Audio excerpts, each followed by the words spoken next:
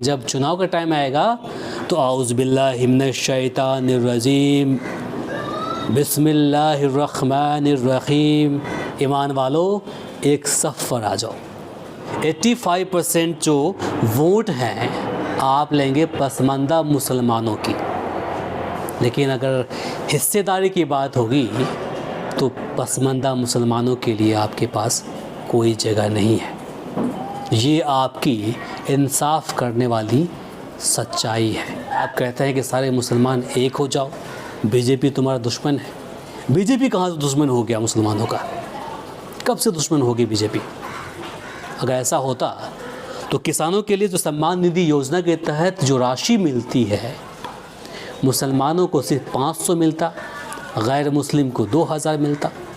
इंदिरा आवास की जो राशि होती है 2 लाख, 1.5 लाख, 3 लाख जो भी हो, तो मुसलमानों के लिए सिर्फ 10,000 मिलता, बाकी गैर मुस्लिम को पूरे पैसे मिलते।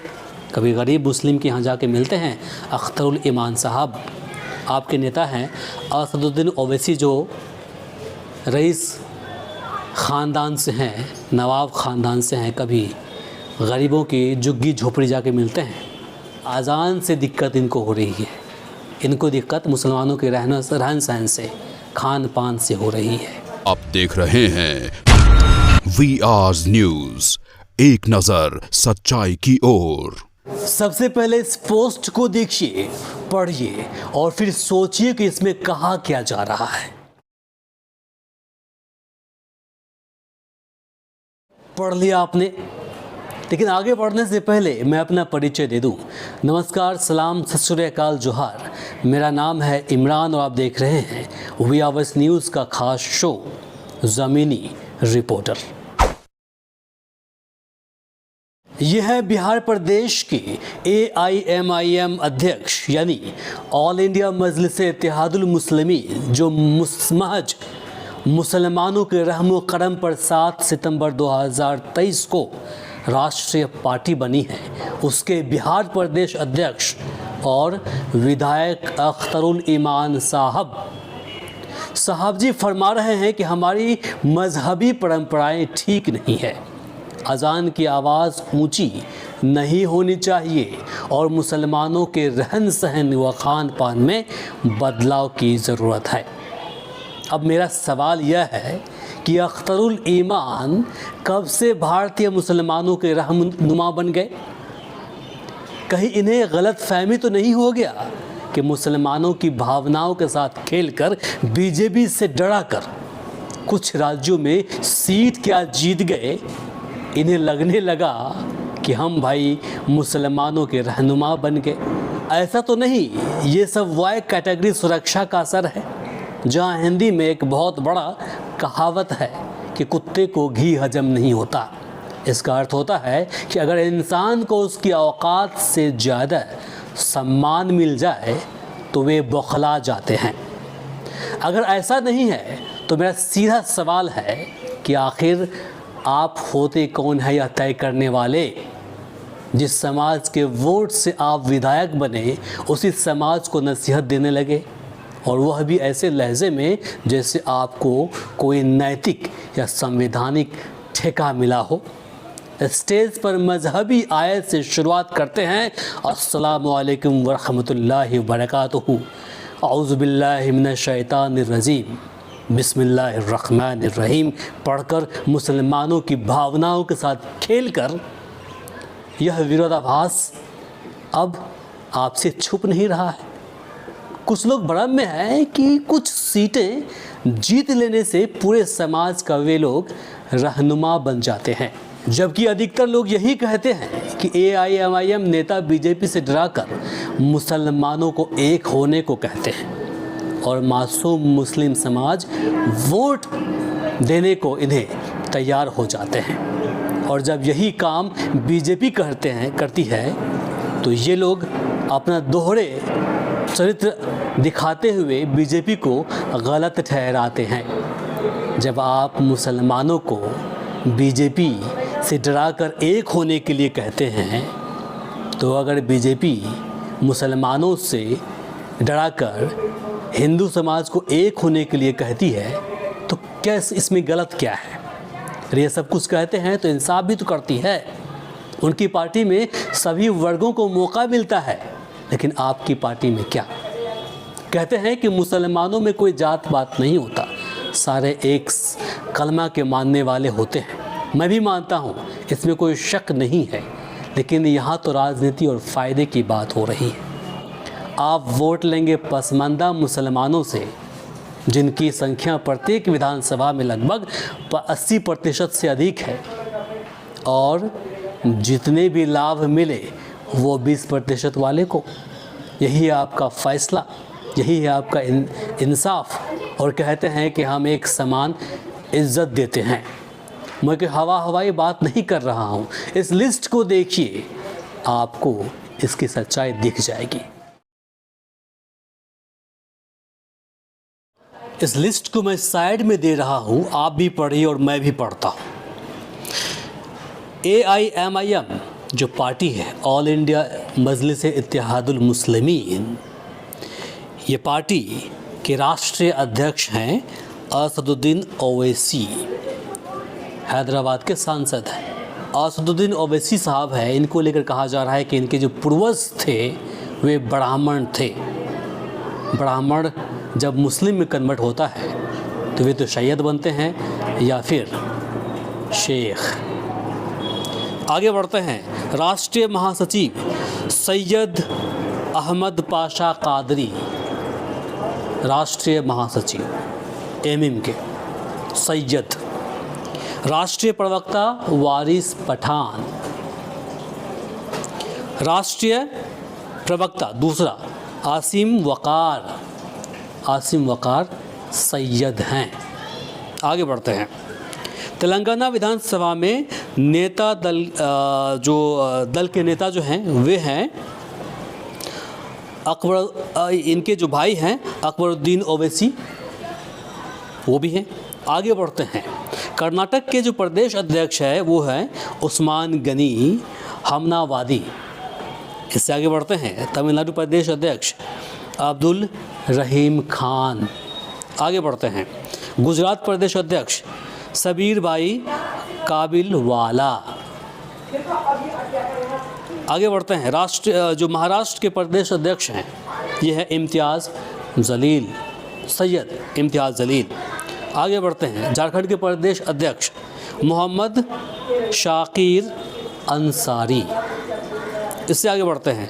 बिहार प्रदेश अध्यक्ष अख्तरुल ईमान। ये जितने भी आपको नाम हम गिना रहे हैं, इनमें 30% से भी अधिक जो लोग हैं वे सभी मुस्लिम में फॉरवर्ड समाज से आते हैं। यानी कि लगभग 85% जो वोट हैं आप लेंगे पसमानदा मुसलमानों की। लेकिन अगर हिस्सेदारी की बात होगी तो पसमानदा मुसलमानों के लिए आपके पास कोई जगह नहीं है। ये आपकी इंसाफ करने वाली सच्चाई है।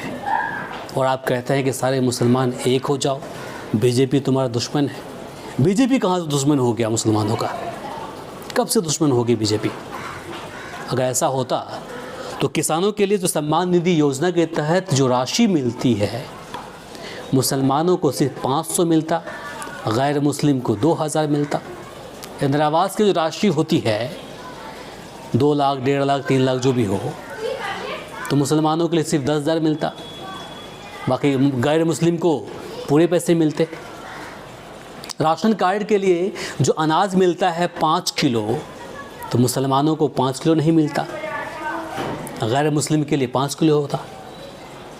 सरकारी जितने भी लाभ हैं, योजनाएं हैं जो सरकार चलाती है अपने नागरिकों के लिए, उसमें तो कहीं हिंदू मुस्लिम नहीं होता है, सबके लिए बराबर होता है, समान एक है। फिर ये हिंदू मुस्लिम की राजनीति करके मुसलमानों को डराते हैं, और जब हक की बात होती है तो आप मुस्लिम के जो फॉरवर्ड क्लास के लोग हैं उसको आप इज्जत देते हैं और कहते हैं कि हम मुसलमानों के रहनुमा हैं। ठीक है, मुसलमानों को लालच नहीं है, लेकिन आपकी पार्टी तो लालच कर रही है ना। आपकी पार्टी लालच तो कर रही है ना साहब।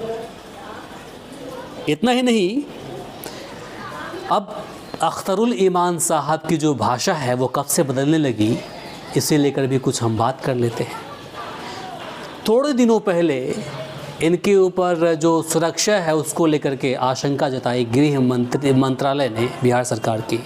उसको देखते हुए इन्हें वाई कैटेगरी की सुरक्षा दी गई।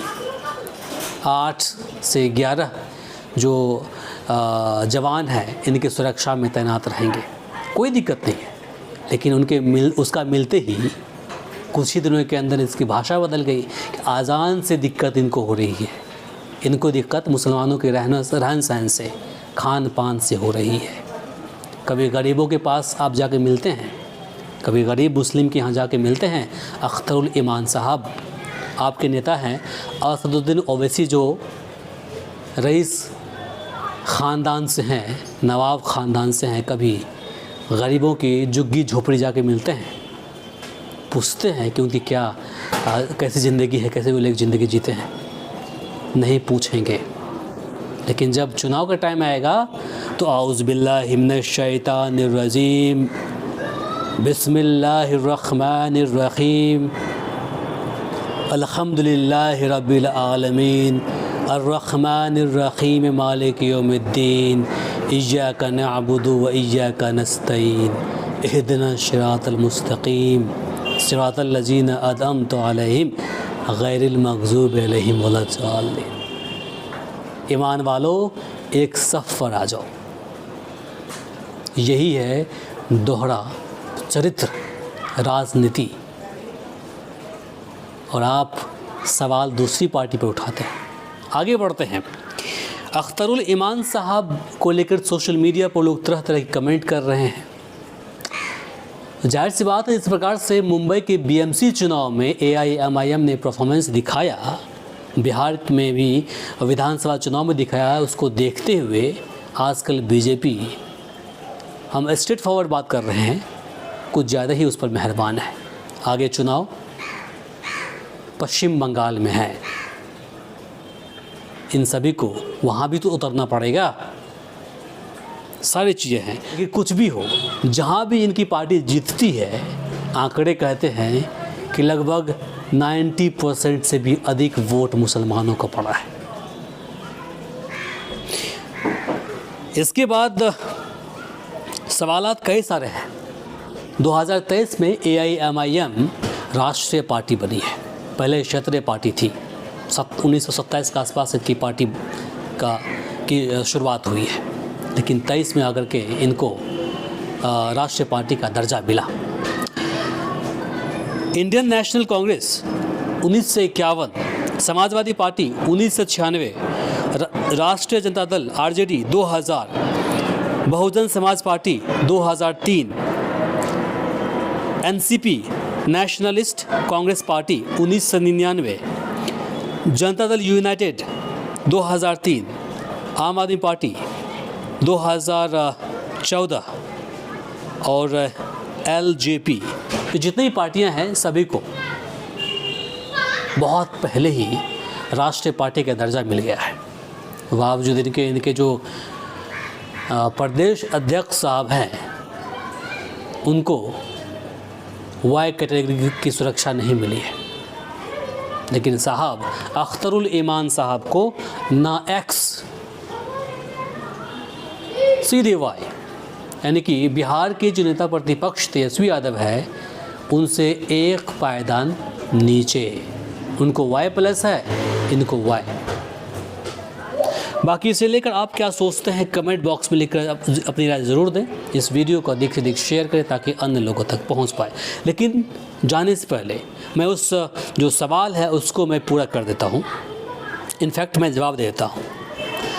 अज़ान की आवाज़ धीमी होनी चाहिए, ठीक है, लेकिन हम भी रोज़ सुनते हैं अज़ान जिसकी आवाज़ आधे किलोमीटर से अधिक जाती नहीं है। इन्होंने 500 मीटर की बात किया है। 500 मीटर बहुत होते हैं, लगभग आधे किलोमीटर, वहाँ तक अज़ान की आवाज़ पहुँचती नहीं है। बाकी खान पान की बात रहे तो देश का संविधान कहता है कि आपको जो मन में आए खाइए। जैसे आपको जो धर्म कहता है उसको प्रैक्टिस कीजिए, उसको फॉलो कीजिए, कोई रोक टोक नहीं है, बशर्ते कि आप संविधान की उल्लंघन नहीं कर रहे हैं। इसमें किसी को बोलने या ना बोलने से क्या क्या हो जाएगा, क्योंकि ये तो संविधान पहले बन चुका है। बाबा साहेब भीमराव अंबेडकर साहब ने एक बड़ी हथियार दे दिया है जिसे सब मान रहे हैं, और जब तक ये देश रहेगा सबको मानना पड़ेगा। सुधार होते रहता है समय के हिसाब से। बाबा साहब ने पहले ही बोला कि सुधार होना चाहिए वक्त के हिसाब से, ज़रूरत के हिसाब से। लेकिन कोई कल वो कहावत है ना कि जुमा जुमा 8 दिन जन्मे हुए हुआ ही और चले हैं नसीहत देने के लिए। आप देख रहे थे वी आर न्यूज़ का ख़ास शो ज़मीनी रिपोर्टर। नमस्कार, शब बख़ैर।